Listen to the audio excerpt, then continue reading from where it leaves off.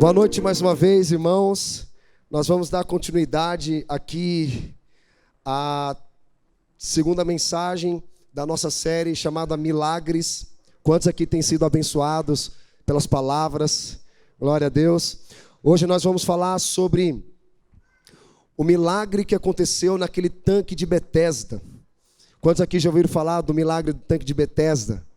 Maravilhoso. Então nós vamos aprender, a gente não vai aprender teoricamente, mas a gente tem falado que quando fala de milagres, nós estamos falando de algo sobrenatural, de algo que precisa ser prático na nossa vida. Não adianta a gente falar num campo teórico, que lindo, maravilhoso que aconteceu, se isso não for de fato algo que nós estamos vivendo na nossa jornada.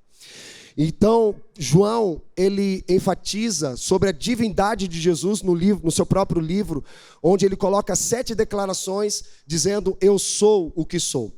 Mas também ele coloca 7 milagres ali para falar da divindade de Jesus. No final do livro de João, ele coloca o seguinte, Jesus fez tantos milagres que não caberiam colocar no livro. Nós sabemos que ele continua operando milagres até nos dias de hoje, amém, irmão? Quantos aqui já receberam milagres de Deus?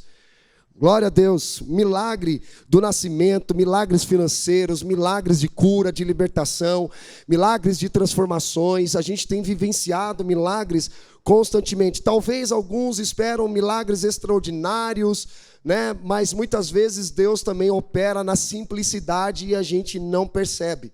Então nós vamos aprender aqui através da vida do homem do tanque de Betesda. Abra comigo, lá em João capítulo 5, versículo 1 ao 18. João capítulo 5, verso 1 ao 18.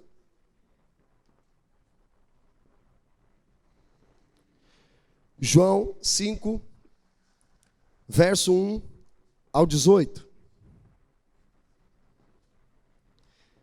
Quem achou, diga amém. Diz assim, algum tempo mais tarde, Jesus subiu a Jerusalém para assistir a uma festa dos judeus.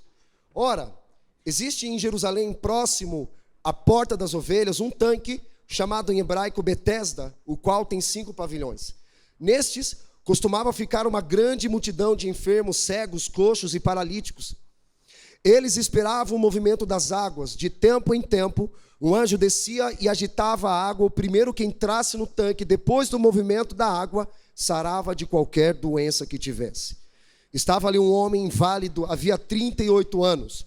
Jesus, vendo-o deitado e sabendo que estava nesse estado havia muito tempo, disse-lhe, queres ser curado? Respondeu-lhe o enfermo, Senhor, não tenho ninguém que me ponha no tanque quando a água é agitada. Enquanto estou tentando entrar, desce outro antes de mim. Então lhe disse Jesus, levanta-te, pega a tua esteira e anda. Imediatamente o homem foi curado, pegou a sua esteira e pôs-se a andar. Aquele dia era sábado. Versículo 10, então os judeus disseram ao homem que tinha sido curado, é sábado, e a lei não permite que carregues a tua esteira. Ele respondeu, o homem que me curou me disse, pega a tua esteira e anda. Então lhe perguntaram, quem é o homem que mandou que tomasses a tua esteira e andasses? O homem que foi curado não sabia quem era, pois Jesus se tinha retirado por entre a multidão que havia naquele lugar. Mais tarde, Jesus o encontrou no templo e disse, olha, agora já estás curado, não peques mais, para que não te suceda coisa pior. O homem partiu e anunciou aos judeus que Jesus era quem o tinha curado. Assim, porque Jesus fazia essas coisas no sábado, os judeus o perseguiram. Jesus lhes disse, meu pai trabalha até agora e eu trabalho também. Por esse motivo, os judeus ainda mais procuravam matá-lo, não só porque quebrava o sábado, mas também dizia que Deus era seu próprio pai, fazendo-se igual a Deus. Amém? Coloca a mão no teu coração, fecha os teus olhos. Jesus, muito obrigado mais uma vez, Senhor, por tudo que o Senhor tem feito, o Senhor está fazendo na nossa vida. Obrigado, Jesus, pela semana que nós tivemos, pelo trabalho que nós temos, pela família que nós fazemos parte, Jesus. Obrigado, Jesus. Obrigado pelo teu sacrifício naquela cruz do Calvário. Obrigado pela vida de muitos missionários que trouxessem a tua palavra até chegar em nossas vidas, Deus. Nós te agradecemos, Senhor. Que o Senhor continue falando conosco através da Tua palavra. Que o espírito de ousadia, o espírito de sabedoria e de conhecimento, Senhor Deus, entre em nosso coração, abrindo os olhos do nosso coração, Senhor. Eu oro por corações quebrantados nesta noite. Eu oro, Jesus, por uma sensibilidade no espírito. Eu oro para que haja foco na Tua palavra, que não haja nenhuma distração, que roube a semente que será lançada em nossos corações. Eu oro, Jesus, para que o Senhor libere mais uma vez sobre nós o espírito de revelação e de sabedoria, para que nós sejamos não apenas alimentados pela Tua palavra, mas para que nós sejamos transformados de glória e em glória, em nome de Jesus. Amém, amém. Glória a Deus. Irmãos, como eu disse, esse aqui é o terceiro milagre que Jesus operou, e esse é um milagre que nos chama muita atenção por várias questões. Primeiro, que Betesda significa casa de misericórdia. Repete comigo, Betesda significa casa de misericórdia. E nós vemos como um termo apropriado porque as pessoas estavam desesperadas ali por uma cura. Elas estavam desesperadas por uma transformação. Elas não estavam ali à toa porque elas não tinham algo para buscar. Pelo contrário, elas tinham. Elas estavam determinadas, desesperadas. Então ali fala que havia um desespero por conta daquelas pessoas, por conta também do ambiente que havia naquele lugar. Betesda, casa de misericórdia. Eles estavam clamando por misericórdia, eles não queriam viver naquela condição. Outro ponto que nós observamos, que só João relata esse milagre em seu livro. Nós não encontramos no livro de Lucas, de Mateus, muito menos de Marcos. Nós só encontramos esse milagre aqui no livro de João. Também nós vemos que é o único milagre que Jesus toma a iniciativa. Todos os outros milagres que nós encontramos aqui nas Escrituras, é sempre as pessoas dizendo: Senhor, tem misericórdia de mim. Senhor, faça um milagre em mim. Quem já cantou a música lá do Regis Danese? Senhor, faz um milagre em mim. Quem já cantou essa música? Aquele momento de desespero, você fala: não tenho para onde ir, não sei o que fazer, Deus faz um milagre.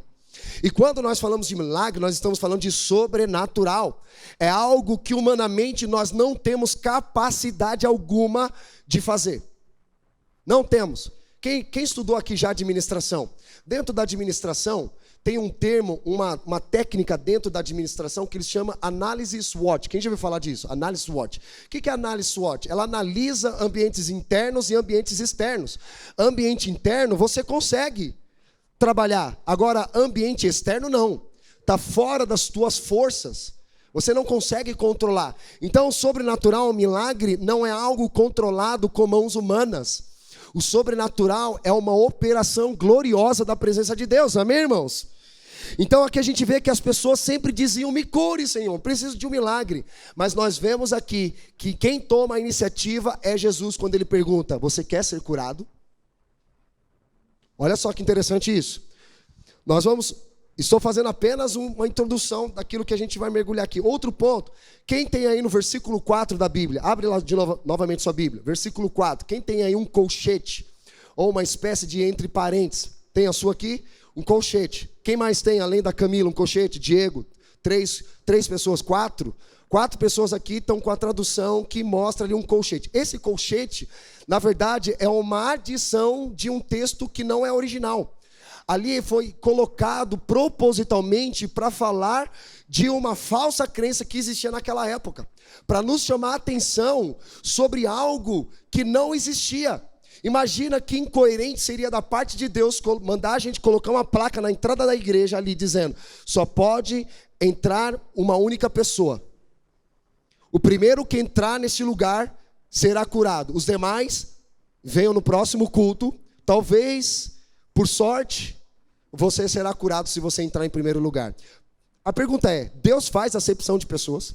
Deus escolhe quem Ele quer curar? Eu vou curar o Diego, mas não vou curar o Alan. Será que Deus escolhe pessoas para curar porque Ele tem uma simpatia, Ele acha mais bonito, tem mais dinheiro? Deus faz acepção de pessoas, gente? Deus não faz acepção de pessoas.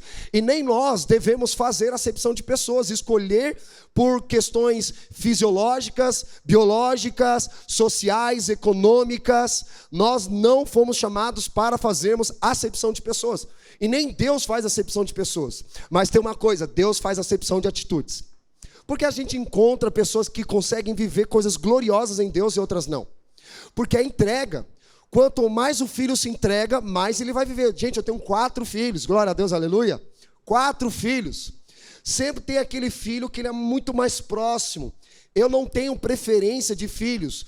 Talvez alguns aqui tiveram pais que faziam preferências. Não, tratam um filho melhor do que o outro, fazendo acepção dos próprios filhos que tem. Gente, não faça isso.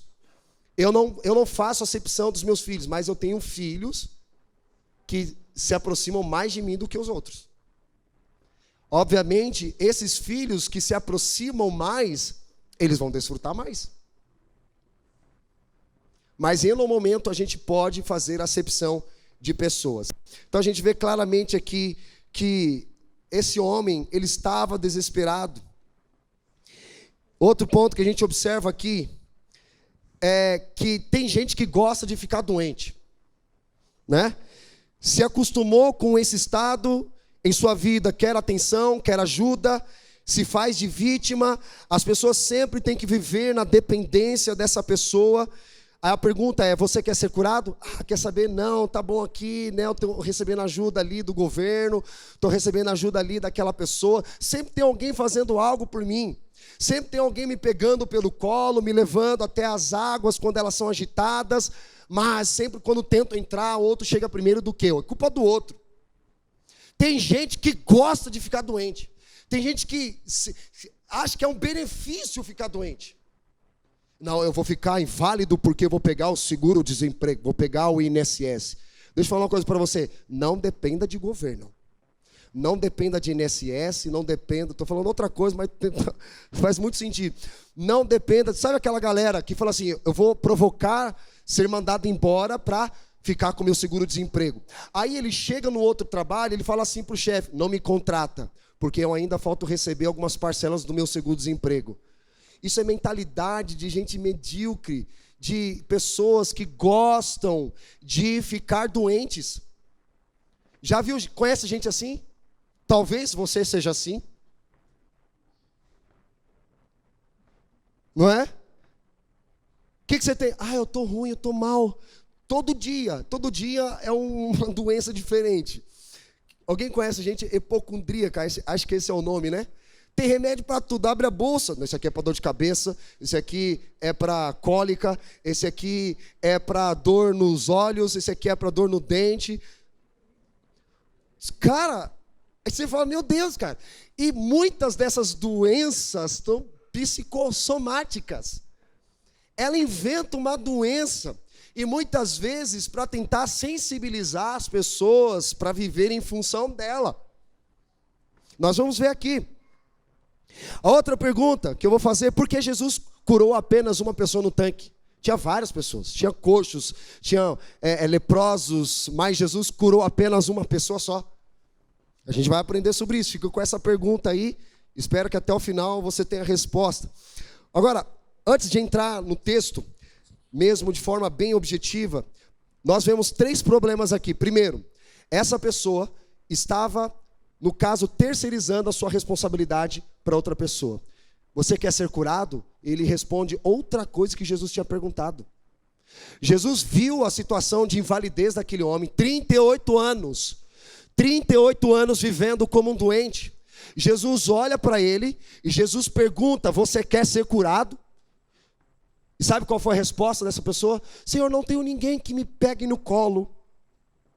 Imagina a cabeça de Jesus. Nossa, que gente insensível.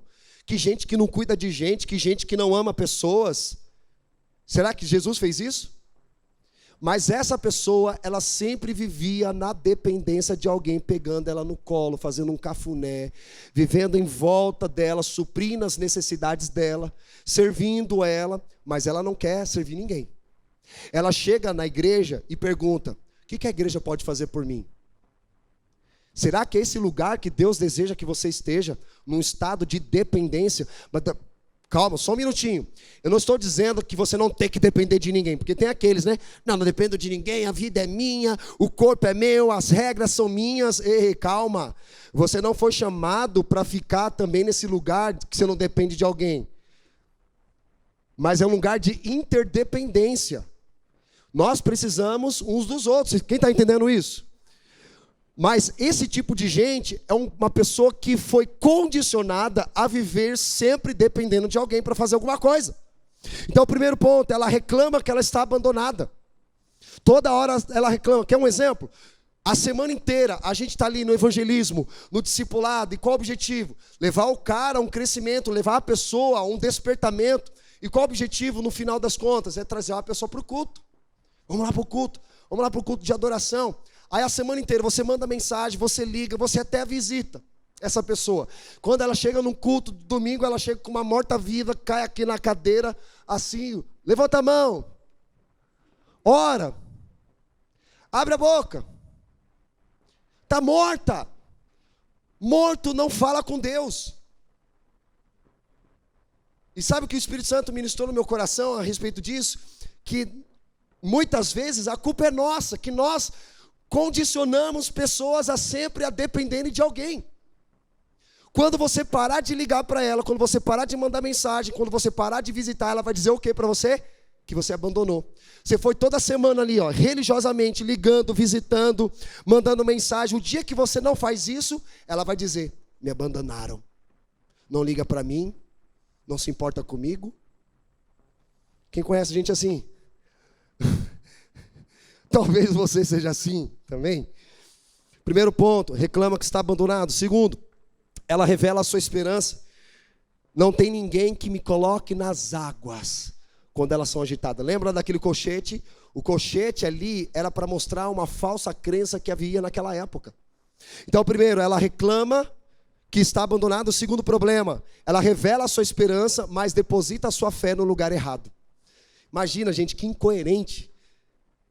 Deus colocar, o primeiro que entrar no culto será curado, os demais vão continuar doentes. Deus não faz isso, isso não é bíblico. Então ele mostra uma falsa crença que havia naquela época. Terceiro problema aqui que nós encontramos, ela reclama dos outros. Não tem ninguém que me pega no colo quando as águas são agitadas e quando tento entrar, outro chega primeiro do que eu. É culpa do outro doente por eu não ser curado. É culpa do outro por eu não prosperar. É culpa do outro por eu não ser liberto. É culpa do outro por eu não casar. É culpa do outro que eu estou nessa situação. Esse sempre foi um problema do coração caído, da queda do homem. Gênesis 2,15, Deus posicionou o homem no jardim do Éden para cultivar e guardar a terra, certo?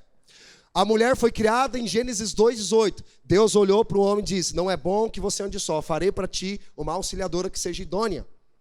Só que o que acontece? Deus fala, não coma do fruto da árvore do conhecimento do bem e do mal. Aí vem a serpente e diz, não, pode comer, porque se comer, não morre. Não, mas Deus havia dito que se comer, morre. Não, pode comer. Foram lá e comeram, não foi isso? E aí, o que aconteceu? Eles viram que eles estavam nus, ouviram os passos de Deus no jardim do Éden, e Deus pergunta, onde está você, homem? Qual foi a resposta dele? Eu tive medo e me escondi. Quem falou para você comer do fruto? A mulher que tu me deste, eu não pedi. Aí pergunta para a mulher, quem falou para você comer do fruto? Foi a serpente. Deus perguntou para a serpente? Percebe a natureza caída do homem? Não assume responsabilidade, sempre colocando a culpa no outro.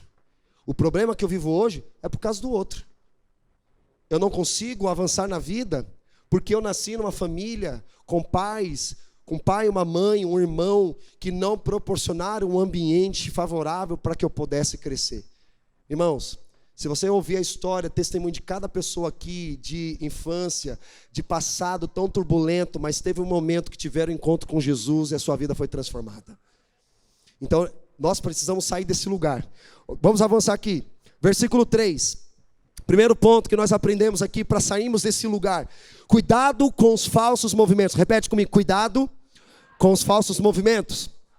Versículo 3 vai dizer, nestes costumava ficar uma grande multidão de enfermos, cegos, coxos e paralíticos. Eles esperavam o movimento das águas. Cuidado com os movimentos. Nem tudo que se move é bênção. Quem já viu um cachorro correndo atrás de um rabo aqui? Quem já viu isso? Ele está em movimento, não está? Mas ele não sai do lugar. Ou seja, nem tudo que se move é bênção de Deus para a tua vida. O fato de você ver uma coisa ali dando para você muito fruto, muito movimento, muita agenda, não significa que tem fruto. Lembra quando Jesus foi pegar um fruto ali daquela figueira, quando ele chegou não tinha fruto, tinha folhas. Sabe o que estava acontecendo? A figueira estava anunciando folhas para esconder a sua falta de fruto. Quem está entendendo isso? Então, cuidado com os falsos movimentos.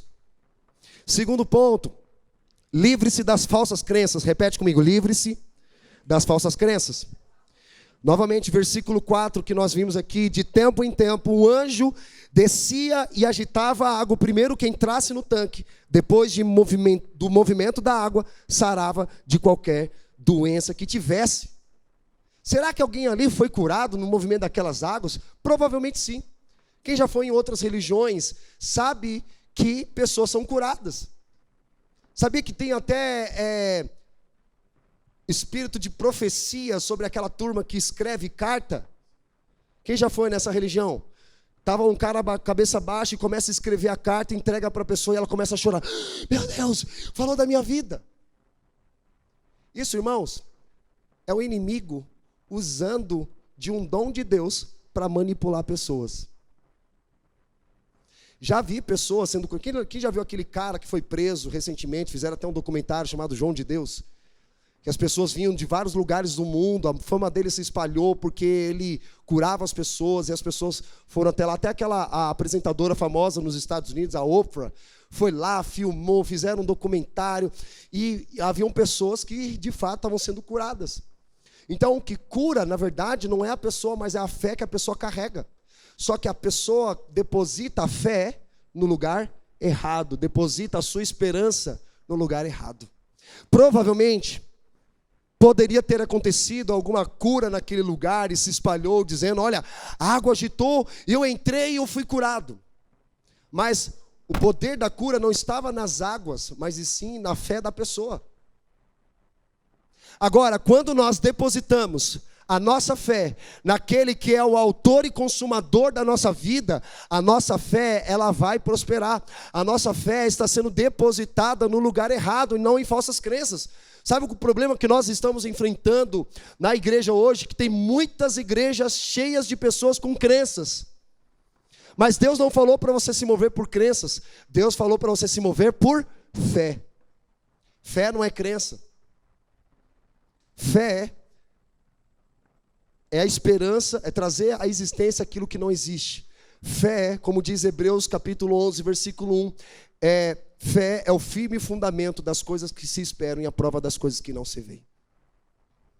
É nós depositarmos a nossa esperança, a nossa fé em Cristo. Porque, vamos lá, irmãos, tinha muito doente, tinha as águas, eles acreditavam que eram as águas que ia fazê-los curar, mas eles estavam diante de Jesus, que tinha poder de curar pessoas. Então, livre-se das falsas crenças. Tem uma turma aí que são os coaches, eles falam muito da palavra mindset, né? Que fala da renovação da mente. É verdade, irmão, essa palavra mindset nada mais é do que a palavra renovação da mente. E a palavra renovação da mente, Romanos capítulo 12, versículo 2, fala que nós somos transformados pelo quê? Pela renovação do vosso entendimento para experimentar a boa, agradável e perfeita vontade de Deus. Ou seja, uma fé que não está firmada em crenças. O que é crenças? Eu acho, né? De tempos em tempos, é uma crendice, é um folclore. Mas a fé, ela é verdadeira, a fé, ela é genuína. A fé, ela tem um elemento chamado confiança. Repete comigo, confiança. A palavra confiança é a palavra que significa confiar junto. Já viu aquelas pessoas que costuram? Tricotam, ela está o quê? Ela está fiando. Agora a palavra confiança, ela está fiando junto com Cristo. Vocês estão entendendo? Terceiro ponto, persevere na sua busca pelo seu milagre. Versículo 5 vai dizer, estava ali, o homem inválido havia 38 anos. Então 38 anos da vida dele ali, perseverando para que o seu milagre acontecesse. É um homem de fé. Porque se fosse muitos de nós aqui, já teria desistido. Mas 38 anos é uma vida. É quase 4 décadas. É muito tempo. Quem já assistiu The Chosen, tem essa cena ali do homem válido. E aí ele fez uma promessa, né? A promessa, na verdade, foi o irmão dele que havia feito uma promessa. Se você andar um dia, eu vou acreditar no Messias. Aí ele viu o irmão andando. Aí ele tomou um susto, né? Já estou dando spoiler aqui para quem não assistiu The Chosen. Mas é uma cena linda. É forte demais. Se você não chorou, meu amigo do céu. É uma cena muito forte. E ele mostra claramente que aquele homem estava 38 anos vivendo naquela condição. Sabe por quê? É uma mente condicionada. Viveu a vida inteira sempre dependendo de alguém para fazer alguma coisa. Sempre acreditando que de tempos em tempos, quando a água era agitada pelo anjo, seria curado. Eram pessoas que estavam com a mente condicionadas a viver dessa forma. Condicionadas. Por mais que você fale sobre algo para ela, ela vai bater forte, dizendo que não. Por exemplo, vocês viram esses dias a guerra aí lá em Israel? Por mais que você postasse e falasse a respeito de orar por Israel, tinha gente defendendo ainda, ali falando, livre Palestina, free Palestine. Você fala, meu Deus, cara, onde vocês estão com a cabeça? Não, é porque, né, o povo de Israel, eles manipulam, eles deturpam a situação. Falei, rapaz, é fácil você falar atrás de um celular quando você não foi lá e viu com seus próprios olhos. Eu fui em 2008 e eu vi, irmão, aquelas regiões ali, eita glória, Gaza e Cisjordânia é uma região que é um berço de terroristas. Percebe? Por mais que eu falasse, mostrasse vídeos, a pessoa ainda batendo o pé, dizendo, não, que não sei o quê, não tem como você quer mudar, que algo, uma mentira já se tornou uma verdade absoluta na mente dela. Como que pode ser quebrado? Somente com a unção do Espírito Santo. Amém, irmãos? Somente esse tipo de mentalidade é quando ela tem um encontro genuíno com Jesus. Não adianta a gente ficar falando, a gente vai gastar saliva para falar com alguém de algo que aquilo para ela já é uma verdade. E ela bate forte, pisa ali, dizendo, não, é isso, não abro mão. É difícil. Mas aqui nós aprendemos, nós precisamos perseverar na busca do nosso milagre. Amém? Quarto ponto, perceba quem de fato importa. Repete comigo, perceba quem de fato importa. Versículo 6, Jesus vendo deitado e sabendo que estava nesse estado havia muito tempo, disse-lhe, quer ser curado? Jesus se importou com aquela pessoa. Jesus se colocou com aquela pessoa, tinha várias outras pessoas, mas Jesus olhou para aquela pessoa e o amou e perguntou, você quer ser curado? Sabe, a gente não pode viver a nossa vida de forma alienada, passando pelos problemas e não se mover em função disso. Por exemplo, a sociedade usa muita palavra empatia, linda palavra, não é verdade? Tem que ser empático, eu concordo. Tem que ter empatia, mas empatia, o que é empatia? É ter um sentimento por aquela pessoa, sentimento, se compadecer por ela. Mas compaixão não.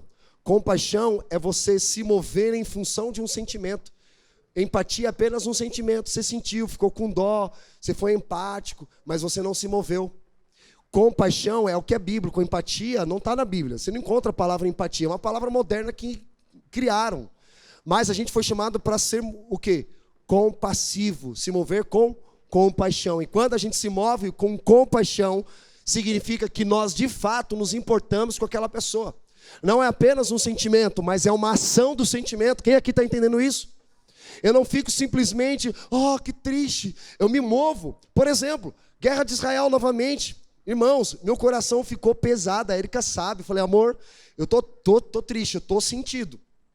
Eu preciso me mover de alguma forma. Como que eu me movo dessa forma? Orando. Eu vou orar, irmão. Eu não estou lá fisicamente para ajudar, mas eu preciso me mover em função disso. Então é se importar, é ter compaixão pelas pessoas. Quinto ponto, abra o seu coração para Jesus. Repete comigo, abra o seu coração para Jesus. Agora coloca a mão no teu coração, você vai dizer para você mesmo, eu quero abrir meu coração para Jesus. Versículo 7, olha o que vai dizer: respondeu-lhe o enfermo: Senhor, não tenho ninguém que me ponha no tanque quando a água é agitada. Enquanto estou tentando entrar, desce outro antes de mim. Por mais que ele tivesse a mente alienada ali, condicionada, ele não foi rude com Jesus. Ele estava desesperado, mas ele não tinha um caminho, ele não sabia para onde ir. Jesus se importa com ele, faz a pergunta: quer ser curado? Obviamente, irmãos, a gente entende hoje o motivo da resposta dele. Mas não foi uma resposta rude, não foi uma resposta cheia de orgulho, pelo contrário. Era um homem que abriu o coração ali para aquilo que Jesus estava para fazer na vida dele. Jesus lança a pergunta, ele responde outra coisa, por quê? Mente condicionada. Eu já fui assim. Por conta do histórico, por conta da cultura, das experiências, coisas ruins que eu tive. Não, eu não gosto de casamento. Casamento é instituição falida. Eu já tive esse pensamento. Não, igreja é lugar de ladrão, pastor rouba dinheiro. Quem nunca teve esse pensamento? E tem até hoje. Olha para uma figura como eu, no caso aqui, não. Rouba dinheiro. Não, o pessoal da igreja, tudo lunático, gente perturbada. Eu já falei isso para os irmãos. E hoje eles me olham e falam assim: rapaz, Jesus fez algo na tua vida, hein? Falava, irmãos, coisas absurdas. O Rony está aqui, testemunha, me conhece antes da minha conversão. Coisas absurdas. E hoje nós estamos aqui para a glória de Deus, aleluia. Jesus acredita em projetos falidos. É quando a gente abre o nosso coração para aquilo que Jesus quer fazer. Jesus tem poder para transformar nossas vidas, amém, irmãos? Glória a Deus. Sexto ponto, aplique fé na palavra liberada por Jesus. Aplique fé na palavra liberada por Jesus. Versículo 8 vai dizer: então lhe disse Jesus: levanta-te, pega a tua esteira e anda. Jesus pergunta, voltando o texto: você quer ser curado? Não, Senhor, não tem ninguém que me ponha no colo, me leve até as águas quando elas são agitadas, e quando tento entrar, outro chega primeiro do que eu. Nós vemos os 3 problemas lá no início, que é uma pessoa que reclama dos outros, que deposita a sua esperança em falsas crenças e sempre está reclamando de alguém. E aí Jesus pergunta: quer ser curado? Ele responde isso.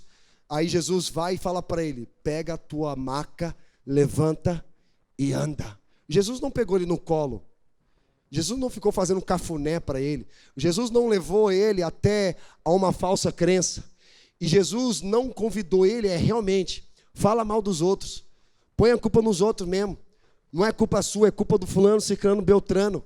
Jesus fez isso? Não. Eu imagino Jesus olhando para aquele homem, mas com um olhar de amor, um olhar de autoridade, dizendo: pega a tua maca, levanta e anda. Sabe o que é isso? Jesus confrontou aquele homem para sair da zona de conforto que ele estava. Ele viveu a vida inteira se acostumando com aquela situação. Por isso que a mensagem de hoje chama-se: não se acostume com o problema. Jesus estava confrontando, batendo de frente com a mentalidade daquele homem. O problema não era a questão física, o problema era o tipo de mentalidade que ele estava cultivando, que estava impedindo ele de receber o milagre dele. Quer um exemplo? Nós temos 3 ambientes: o Egito, deserto e a terra prometida. Deus fala: liberte meu povo para que eu celebre uma fé, para que eles celebrem uma festa para mim no deserto. E aí o povo é libertado.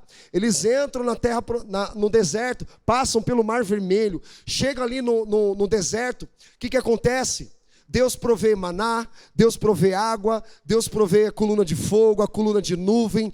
Eles estavam sendo supridos, porque Deus estava mostrando para eles que eles tinham que depositar a confiança e a dependência em Deus. Agora, quando eles entraram na terra prometida, não havia mais milagres para eles. Porque era uma mudança de estação. Mas por que houve uma mudança de estação? Porque antes houve uma mudança de mentalidade. Os milagres pararam de acontecer para eles. E os milagres começaram a acontecer através deles. Quem está entendendo isso? Esse é o lugar, irmãos, quando nós permitimos com que a palavra de Deus, ela transforme toda a nossa vida. E aqui diz: levanta-te. Ele pegou então a esteira e andou. Ele usou o seu momento de dor, ele usou a sua esteira como um testemunho para transformar a vida de outras pessoas. É você pegar da tua dor, é você pegar do teu sofrimento, daquilo que você vivenciou e ter experimentado o encontro com Jesus e usar dessa dor, usar desse problema como um testemunho para transformar vidas. Quem está entendendo isso? Então ele não ficou ali lambendo a ferida dele, ele não ficou ali se vitimizando. Jesus confrontou ele com a verdade. Não havia mais espaço para vitimismo. Ai, eu estou vivendo assim porque aconteceu isso, aquilo outro. Sai desse lugar. Saia desse lugar, saia do Egito. Egito é um lugar de escravidão. Egito é um lugar de mentalidade condicionada. Egito é um lugar de mentalidade alienada. Alguém conhece aqui pessoas que moram próximas do rio Tietê? Ou rio Pinheiros? Eu conheci uma pessoa. Eu perguntei, cara, como que você consegue morar numa mansão como essa de frente para o rio Pinheiros? Porque quando a gente passa pelo rio Pinheiros, ou passa por um córrego próximo de casa, não é aquele odor horrível? Agora, se você perguntar para pessoas que moram em lugares como esse, sabe o que ela vai dizer? Eu não sinto cheiro de nada. Sabe por quê? Elas se acostumaram com aquele odor. Aí eu perguntei para esse irmão que mora numa mansão em frente ao rio Pinheiros, cara, você não se incomoda não? Ele disse, já me acostumei. Ele se acostumou tanto com o problema, que o problema passou a fazer parte da vida dele, que ele nem sente mais. Quem está entendendo isso? Então, irmãos, não se acostume com o problema. Olhe, confrontam, deixa o Espírito Santo ministrar no teu coração áreas na sua vida, para que precisam de intervenção divina sobre esse lugar. Porque Deus não quer fazer um milagre para você, você fica lá na tua casa cantando Regis Danese, faz um milagre em mim, quando na verdade Deus quer fazer um milagre através de você. Será até quanto? Quanto tempo nós vamos ficar num lugar sempre vivendo na dependência dos outros? Sempre, ora por mim, não é isso? Ora por mim, lembra de mim, olha, continua, ora por mim, busca por mim, vai lá na igreja por mim, sempre terceirizando a responsabilidade. Até quando nós ficaremos nesse lugar de viver sempre na dependência do outro para viver coisas extraordinárias em Deus? Quanto tempo ainda a gente vai continuar cultivando esse tipo de mentalidade alienada, esse tipo de mentalidade que se acostuma com o problema? A gente tem que olhar para o problema, encarar ele de frente e bater de frente com ele. A gente não pode simplesmente aceitá-lo na nossa vida. Você sabe o que te incomoda? Você sabe o que tira você da promessa de Deus, daquilo que Deus tem para a sua vida. E enfrentar problema não é fácil, porque vai nos tirar da zona de conforto, vai doer, a gente sofre, mas a última palavra vem sempre do Senhor, amém, irmãos?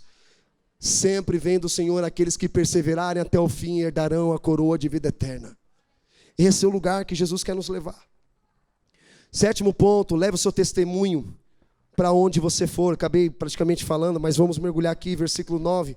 Imediatamente, o homem foi curado, pegou a sua esteira e pôs-se a andar.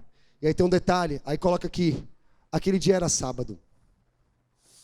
Sua dor curada se transforma então em seu testemunho. Sua marca agora se transforma num testemunho daquilo que Jesus fez na vida dele. Sabe? E aqui um texto fala assim que era sábado. Jesus curava pessoas de forma intencional e de forma proposital no sábado. Os sábados, para quem não sabe, era um lugar de descanso para o judeu.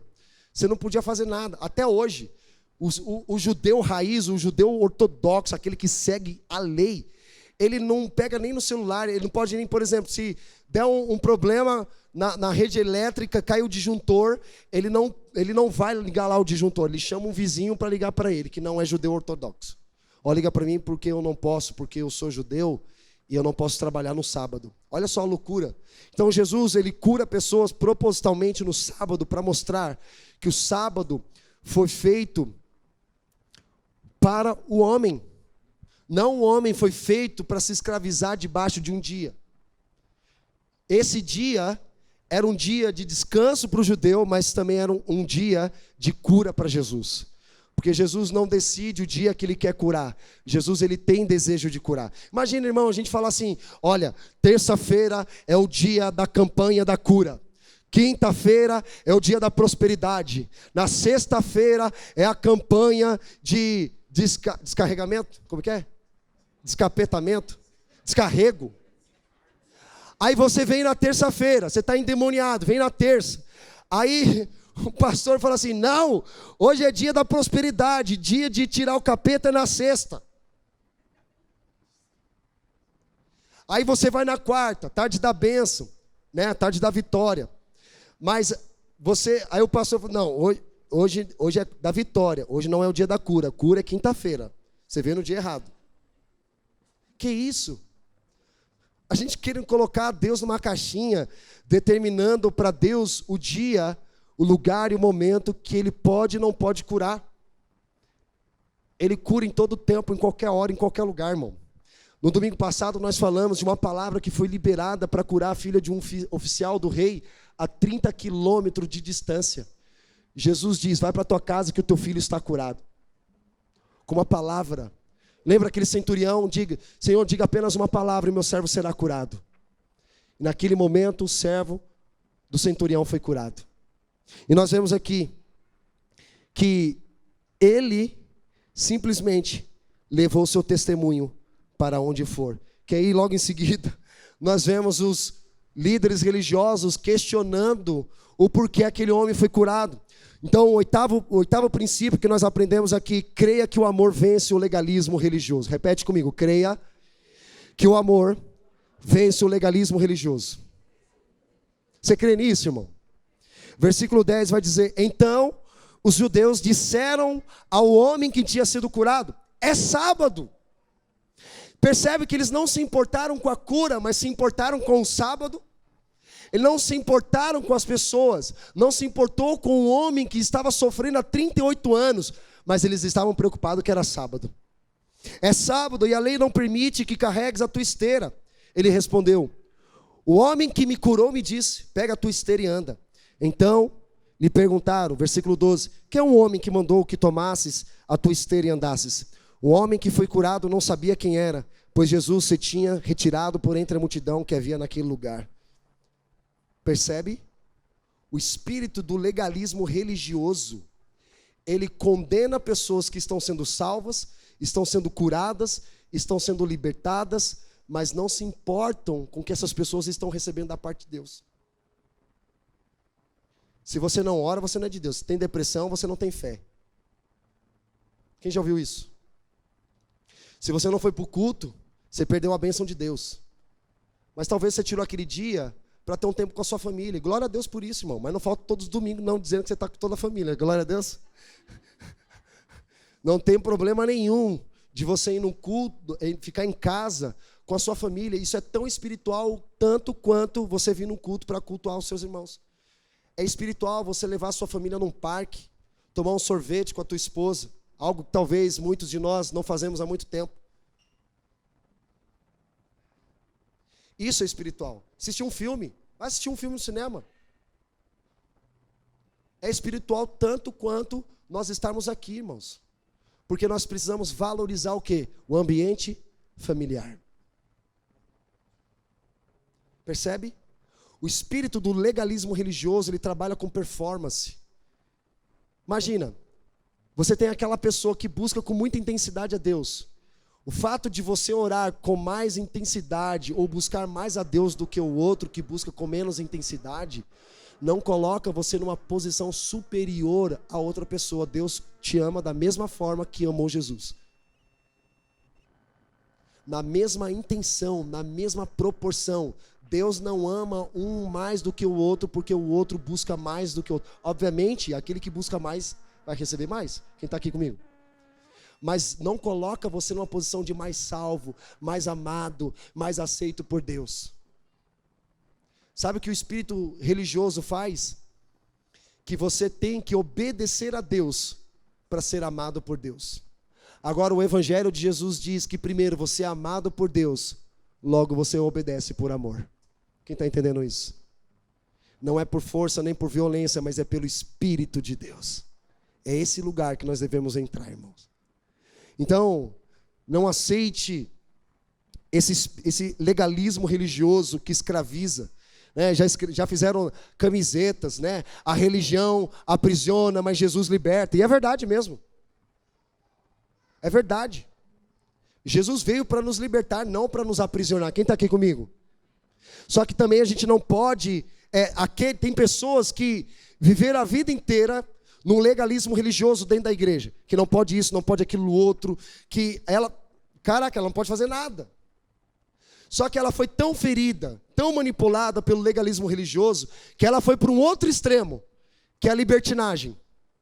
Porque no legalismo religioso diz que você tem que orar, você tem que buscar, que você tem que ir para a igreja, porque se você não fizer isso, Deus não te ama, Deus não te aceita, Deus não te perdoa, Deus não te salva. Aí ela foi para um outro extremo. Qual é o outro extremo? Eu não preciso fazer nada, Jesus já fez por mim.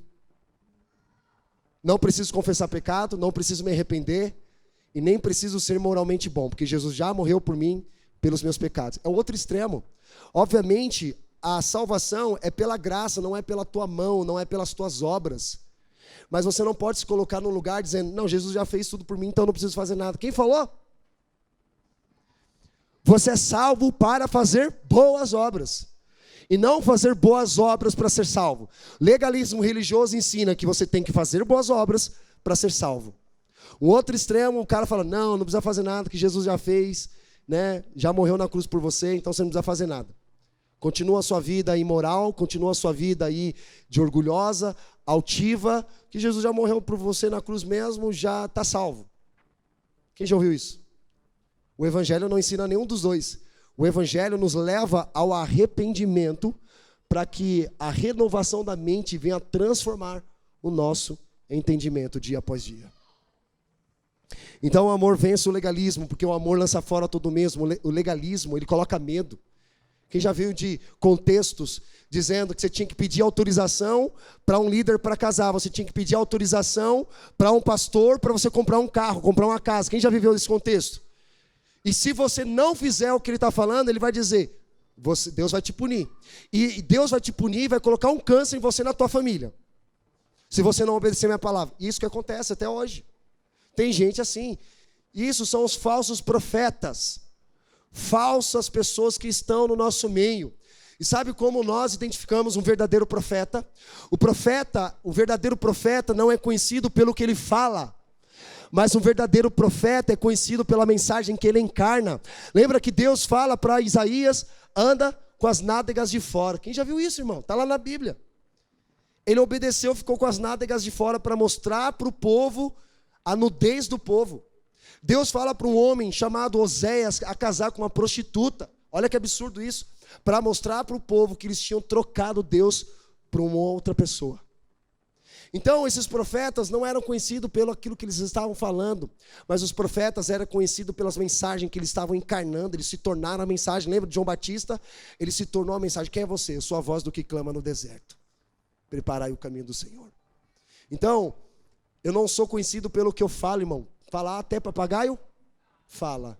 Mas nós somos conhecidos, a credibilidade, a autoridade de Deus vem pela mensagem que nós encarnamos, é uma verdade em nosso coração. É uma verdade que encarna em nós. É esse lugar, irmão. Sabe, Deus não está à procura de pessoas que falam, mas não cumprem aquilo que elas mesmas falam. Brasileiro, assim, já falei várias vezes aqui, a gente se compromete com algo que a gente não vai fazer. Quantas pessoas se comprometem com um casamento e não cumprem com essa responsabilidade de um casamento? Ser fiel na saúde e na doença, na morte, na vida. Mas não é fiel, quebra alianças.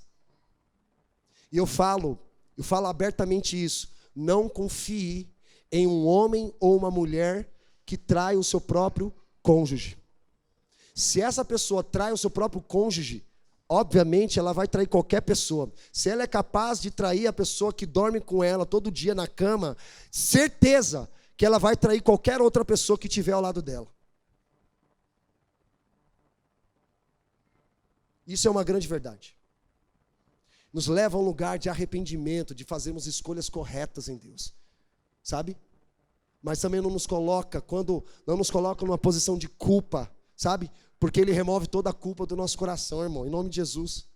Você não foi chamado para carregar a culpa. Deus sabe da tua história, Deus conhece o seu coração, Deus conhece a sua jornada, e Ele transforma e redime toda a nossa trajetória. Nos coloca, nos posiciona. Nono princípio, já vou terminando. Viva uma vida transformada. Repete comigo, viva uma vida transformada. Agora você vai dizer com fé, dizendo para você mesmo, eu quero viver uma vida transformada. Versículo 14, mais tarde Jesus o encontrou no templo e disse, olha, agora já estás curado, não peques mais, para que não te suceda coisa pior. Presta atenção, Jesus curou aquele homem, amém, irmão? Vocês estão aqui comigo? Jesus pergunta que quer ser curado, ele está com a mente alienada, a mente ali condicionada, mas Jesus confronta ele de novo e pega a tua maca, levanta e anda, e imediatamente aquele homem foi curado. E aí era sábado, os líderes religiosos ficaram bravos pelo fato do homem ter sido curado no sábado. Aí sabe o que acontece? Jesus encontra ele aonde agora? No tanque de Betesda? Não. Jesus encontra ele no templo. Para quem conhece a lei de Deus do Antigo Testamento, diz que coxo, enfermo, leproso, qualquer tipo de pessoa com algum tipo de enfermidade, anomalia, eram impedidas de entrar no templo. Então restava para aquelas pessoas o tanque de Betesda. Elas não podem entrar no templo, então fizeram elas acreditarem numa falsa crença, e elas abraçaram aquilo como uma verdade e viveram a vida inteira delas ali naquele tanque de Betesda. O tanque de Betesda era um lugar que as pessoas usavam para lavar os animais, então imagina um lugar sujo. E aquelas pessoas ali, naquele lugar, porque elas foram ensinadas que de fato um anjo vinha e agitava as águas. Só que eles estavam diante de Jesus, e não diante de um anjo. Quem tá entendendo isso? Jesus podia curar todos que estavam ali, mas Jesus queria curar aquele homem, para que aquele homem testemunhasse ao redor de todos aqueles outros o que havia acontecido, para que aquelas pessoas também fossem curadas e transformadas através do testemunho daquele homem que foi curado e transformado. Agora nós encontramos o homem aonde? No templo. Jesus troca uma ideia com ele e fala, oxe cara, você está aqui? Não, pô, obrigado Jesus, você me curou. Aí sabe qual foi a conversa de Jesus? Jesus fala assim para ele, glória a Deus que você foi curado. Vá e não peques mais, para que não te aconteça coisa pior. Então o que nós aprendemos aqui? Que aquela enfermidade era resultante de vida de pecado. Lembra quando perguntaram para Jesus sobre o cego de nascença? O cego nasceu cego. E aí os discípulos perguntaram para Jesus, quem foi que pecou? Porque na cabeça do judeu todo tipo de enfermidade é resultante de vida de pecado. Então eles olharam, ou foi aquele homem que pecou, ou foram os pais que pecaram. E aí Jesus responde, aquele homem nasceu assim, para que a glória de Deus fosse manifestada na vida dele. Aí Jesus foi lá e fez o homem voltar a enxergar.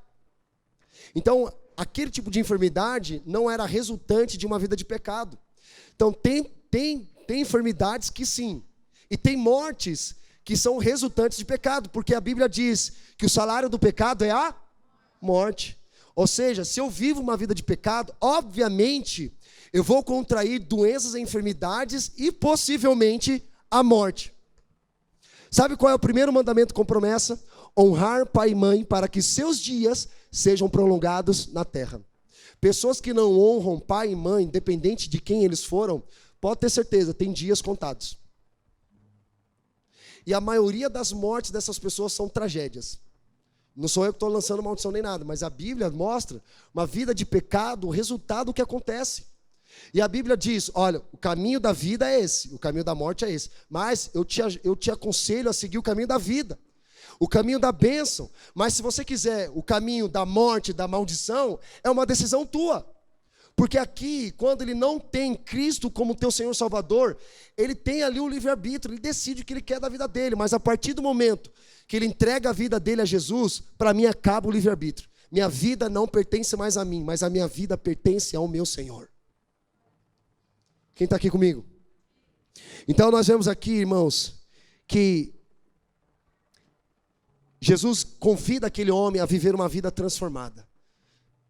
Vá e não peques mais, para que não te aconteça coisa pior. Pode voltar aquele problema na vida dele? Pode.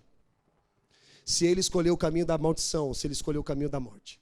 Mas se ele perseverar até o fim, ele viverá uma vida transformada de glória em glória. O último princípio que nós aprendemos: receba a sua paternidade espiritual. Repete comigo. Eu quero receber a paternidade espiritual. Versículo 15. O homem partiu e anunciou aos judeus que Jesus era quem o tinha curado. Assim, porque Jesus fazia essas coisas no sábado, os judeus o perseguiram. Jesus lhe disse: meu pai trabalha até agora e eu trabalho também. Por esse motivo os judeus ainda mais procuravam matá-lo. Não só quebrava o sábado, mas também dizia que Deus era o seu próprio pai, fazendo-se igual a Deus. Jesus disse: meu pai trabalha e eu também trabalho. Tem na Bíblia várias passagens falando de gente preguiçosa, de gente que não quer pôr a mão no arado, de gente que não quer trabalhar para Deus. Mas todo discípulo de Jesus, todos aqueles que realmente foram transformados de glória em glória, irmão, ele passa pelo processo de transformação, mas ele sabe, algo queima no coração dele dizendo: eu preciso fazer alguma coisa. Eu preciso fazer algo, mesmo que Deus não precise de mim para nada. Mesmo que Deus não dependa de mim para nada, mas Ele me convida a continuar aquilo que Ele fez na minha vida, na vida de outra pessoa. Então ele fala: eu trabalho porque vejo meu pai trabalhando. Então Jesus é um homem trabalhador. Jesus é um homem de trabalho. Existe uma diferença entre emprego e trabalho. Emprego, você é remunerado pelo que você faz. E geralmente emprego exige o quê? Uma técnica. Diferente de dom. Dom, ou melhor, trabalho não é uma técnica, é um dom que você recebe. Quem está entendendo isso? Muitos querem um emprego, mas não querem um trabalho. Talvez tenham aqui pessoas que estão desempregadas, dizendo: puxa, bato de porta em porta, empresas, procuram um emprego, mas as portas fechadas. Começa um empreendimento dentro da tua casa. A gente conhece uma mulher, a Erika sabe, todo dia, toda vez que a gente vai lá no shopping Taboão, ela está lá no shopping Taboão vendendo as trufas dela. Eu falei para ela: que mulher guerreira, hein? E a gente já conhece ela já há uns 2, 3 anos, está ali, vendendo as trufas dela, ali no estacionamento do shopping Taboão. Pensa, uma mulher que tem uma habilidade para mexer com doce incrível. Mas ela está ali, batalhando, guerreando, não esperando uma porta de emprego, oportunidade, bater na porta dela. Pelo contrário, está ali trabalhando, ali, vendendo o doce dela, ganhando o dinheirinho dela, e quem sabe ela possa ter um empreendimento maior do que esse. Então não precisa ficar dependendo dos outros, não. Você pode começar algo, você tem uma habilidade, você tem um dom, você pode transformar aquilo que você gosta em uma fonte de recurso para a tua vida. Quem está entendendo isso? Então Jesus mostra claramente para nós aqui a paternidade espiritual. Meu pai trabalha até agora e eu trabalho também. Esse é o compromisso que nós devemos assumir diante do Senhor. Que existe um pai que está nos céus. Ele está olhando para cada um de nós e nos chama de filhos, dizendo: olha para os pássaros que não semeiam nem colhem, porém o pai as vê e as alimenta. Imagina vocês, homens de pequena fé, o que o pai é capaz de fazer por cada um de nós. Não nos deixa passar em necessidade, porque nós não nos movemos por necessidade. Nós nos movemos por um propósito. Quem se move por necessidade sempre vai viver por necessidade. Mas quem se move por um propósito sempre terá uma vida com sentido. Sempre terá uma vida transformada de glória em glória pelo Senhor. É nesse lugar, irmão. Quantos aqui desejam entrar nesse lugar? Sair desse tanque de Betesda e entrar para esse lugar onde esse homem entrou no templo, adorando ao Senhor Jesus. Sabe? Deus deseja libertar o seu povo para que celebre uma festa, para que celebre, se alegre diante da presença do Senhor. E eu quero estar nesse lugar. E Jesus te convida a estar nesse lugar também. Quero que você encurva a sua cabeça no lugar onde você está. Quero orar por você. Jesus, obrigado. Obrigado por cada palavra que o Senhor liberou sobre nós nesta noite, Senhor. Eu quero declarar sobre os teus filhos e filhas aqui nesta noite, Deus, que todo pensamento, toda mentalidade, Deus, condicionada, que escravizaram essas pessoas, eu declaro em nome de Jesus que elas sejam libertas.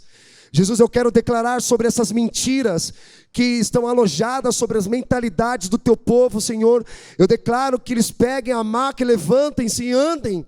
E a tua palavra diz que aquele homem imediatamente foi curado. E eu declaro sobre o teu povo, eu declaro, Deus, que o seu povo não viva debaixo de uma mentalidade vivendo de dependência de outras pessoas, sempre terceirizando as suas responsabilidades. Pelo contrário, eu declaro, Deus, que eles vivam uma vida livre no Senhor. Onde o Espírito de Deus está, a liberdade. Eu declaro essa liberdade sobre cada homem, cada mulher, cada jovem, cada criança, cada pessoa adulta aqui neste lugar. Eu declaro a liberdade em Cristo Jesus. Eu declaro, Senhor, que o teu povo irá prosperar infinitamente mais do que eles pediram ou pensaram. A tua palavra garante isso. E já não há nenhuma condenação para aqueles que estão em Cristo Jesus. Eu declaro liberdade, Deus. Eu declaro liberdade sobre os cativos. Eu declaro libertação sobre os presos. Eu declaro corações entristecidos sejam restaurados agora em nome de Jesus. Eu declaro, Senhor, que toda tristeza dê lugar à alegria do Senhor. Eu declaro que todo orgulho, toda altivez, Senhor, seja quebrantado agora. Em nome de Jesus, a tua palavra diz que o Senhor humilha aqueles que têm corações altivos e exalta aqueles que têm corações quebrantados. Eu declaro corações quebrantados nesta noite em nome de Jesus. Eu declaro cura, Senhor, cura. Jesus pergunta: você quer ser curado? Jesus pergunta para mim e para você nesta noite: você quer ser curado? E a tua resposta deve ser uma resposta imediata, dizendo: sim, Senhor, eu quero ser curado, eu quero ser transformado. Não desvie a sua resposta diante da pergunta que Jesus está fazendo para mim e para você nesta noite. Não se permita a ter uma mentalidade de se colocar no lugar de reclamar dos outros, de depositar a tua esperança em falsas crenças, ou muito menos ficar reclamando dos outros pelo motivo de você não ter sido curado, ser transformado. Não, em nome de Jesus, eu declaro sobre a sua vida agora, eu declaro sobre a sua vida agora uma restituição, uma transformação, uma redenção de toda a tua história. Deixe o passado com o passado, porque ele se merece. Eu não sei o que você viveu no passado, mas eu quero dizer para você que Deus está olhando para o teu presente e apontando o teu futuro. Uma vida transformada de glória em glória. Uma vida transformada de glória em glória. Comece a receber em nome de Jesus essa presença onde você está.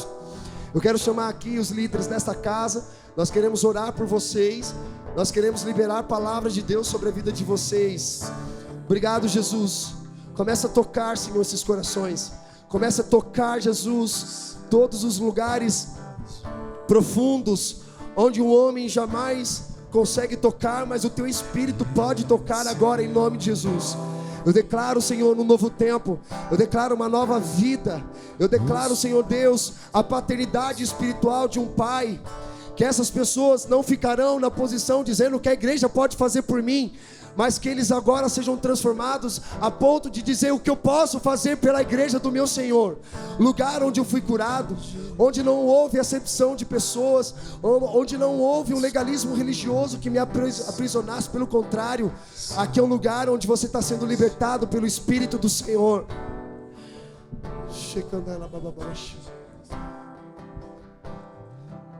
Nos rendemos a Ti, Jesus. Nos rendemos à Tua presença neste lugar. Nos rendemos à Tua glória, Senhor. Nós damos total liberdade ao Espírito Santo neste momento de tocar os nossos corações.